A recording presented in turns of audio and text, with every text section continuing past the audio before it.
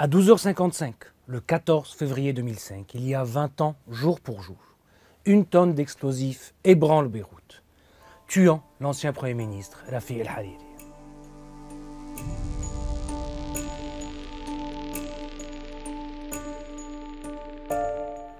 Ce lundi 14 février 2005 a tout pour être une journée normale. Sous un ciel bleu, les Libanais vaquent à leurs occupations, tandis que des députés, dont Rafi Hariri, sont réunis en commission parlementaire mixte pour débattre du projet de loi électorale. Quelques minutes après avoir quitté la place de l'Étoile, le convoi blindé de Rafi Hariri est soufflé près de l'hôtel Saint-Georges, sur le luxueux front de mer de la capitale. La tonne d'explosifs chargée dans une camionnette conduite par un kamikaze fait en tout 22 morts et plus de 220 blessés. Rafi Hariri meurt sur le coup, tandis que l'ancien ministre et député Bassel Fleihan est grièvement brûlé. Il succombera à ses blessures le 18 avril 2005 dans un hôpital parisien. Illustrant l'ampleur de la dévastation, la dépouille d'une des victimes n'est retrouvée que 17 jours plus tard. L'opposition fait assumer au pouvoir libanais et syrien la responsabilité de l'attentat et appelle au retrait des troupes syriennes du Liban. Depuis plusieurs mois, Rafi Hariri essayait de s'affranchir de la tutelle syrienne et de ses relais libanais. Des tensions avec le président de la République, Émile Lahoud, et le président syrien Bachar el-Assad l'avaient poussé à la démission. Le 25 août 2004, Bachar el-Assad l'avait ouvertement menacé de détruire le Liban sur sa tête. Alors qu'à l'ONU, les grands de ce monde préparaient la résolution 1559 appelant au retrait des troupes syriennes qui occupaient le pays depuis une trentaine d'années. Le 16 février, des dizaines de milliers de Libanais assistent aux funérailles populaires en présence de plusieurs chefs d'État, dont notamment le président français Jacques Chirac. L'assassinat de Rafi Hariri va accélérer le cours de l'histoire. Il provoque une vague de colère sans précédent au Liban, déclenchant des manifestations monstres qu'on appellera ensuite la révolution du Cèdre, rassemblant des centaines de milliers de Libanais souverainistes. Bachar el-Assad n'a plus le choix. Ses troupes se retirent du Liban le 26 avril 2005. L'ONU a entre-temps créé une commission d'enquête internationale, conformément à la résolution 1595 votée par le Conseil de sécurité le 7 avril 2005. Le 13 juin, un mémorandum d'accord est mis en place entre le Liban et l'ONU, décidant de la coopération avec la commission d'enquête internationale. Les premiers rapports du président de la commission d'enquête, l'Allemand Detlef Melis, incriminent les services de renseignement syriens et libanais. Le 12 décembre 2005, le gouvernement de Fouad Siniora demande à l'ONU de créer un tribunal international aux grandes dames des ministres du Hezbollah et de ses alliés pro-syriens.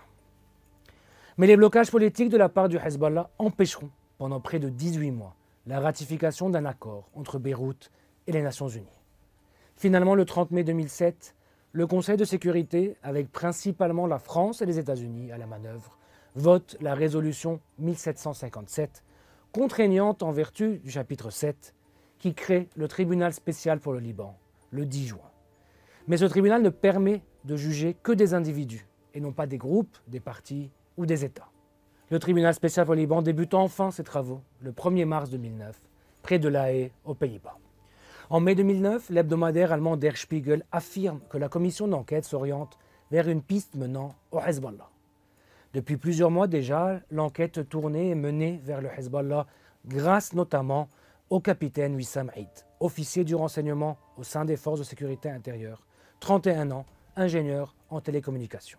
Chargé de la coordination entre le FSI et la commission d'enquête internationale, il avait permis la constitution d'un dossier suffisamment solide en déchiffrant les données téléphoniques liées à l'assassinat de Rafi Hariri. Grâce à son travail, l'enquête a pu déterminer qu'un certain nombre d'appareils avaient suivi l'itinéraire des voitures du convoi de Rafi Hariri quelques minutes avant son assassinat. Wissam Eid a été tué le 25 janvier 2008. Le chef de son département, Wissam el-Hassan, a lui été tué le 19 octobre 2012. La question du soutien du gouvernement libanais au TSL a également entraîné la chute du gouvernement d'union nationale de Saad Hariri le 12 janvier 2011. Une obstruction claire à la vérité de la part du Hezbollah et de ses alliés.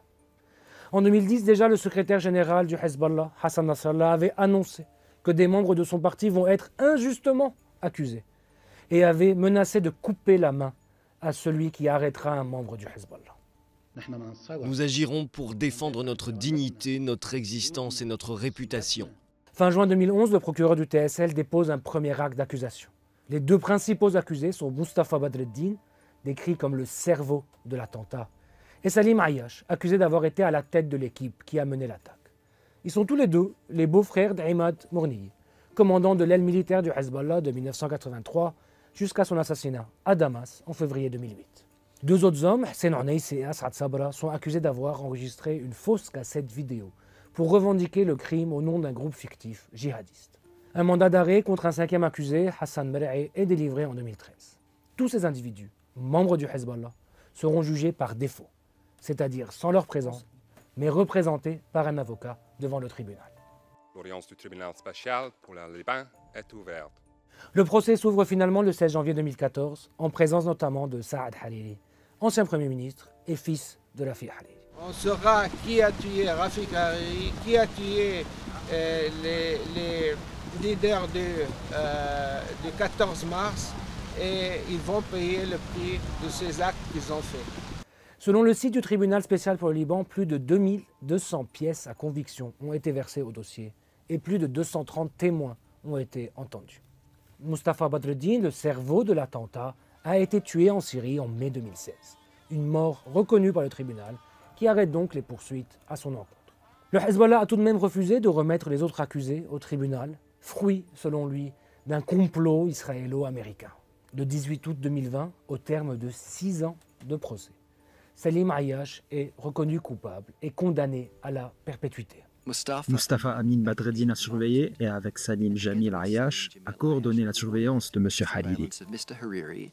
Les autres accusés sont acquittés. L'accusation fait appel de ces acquittements de Hussein Onaïs et Asad Sabra qui, 2 ans plus tard, le 16 juin 2022, sont condamnés par contumace à la perpétuité.